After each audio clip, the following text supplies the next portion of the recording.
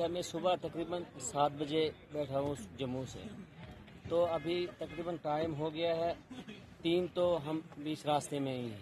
तकरीबन 2-3 घंटे हमें हो गई बीच रास्ते में खड़े खड़े, ना गाड़ी चल रही है, सिर्फ एक कदम चलती है फिर रुक जाती है, फिर रुक जाती है। ये प्रॉब्लम 4 लाइन की वजह से है। पता नहीं सरकार को क्या वजह हो गई है कि यहाँ पर वो इस काम की तरफ तवज्जो नहीं दे रही है। मुसाफिर लोगों का भी यहाँ पर चलना दुश्वार हो गया। अगर किसी को इधर से जम्मू से रामबन जाना होगा, उसे 4 दिन लग जाते हैं रास्ते पे ही, क्योंकि कोई किसी के पास ऐसी फैसिलिटीज नहीं है कि बीच रास्ते पे रुकेगा। वो कोई गरीब मजदूर कहीं से दूर से आता है, उसको इतनी प्रॉब्लम हो जाती है।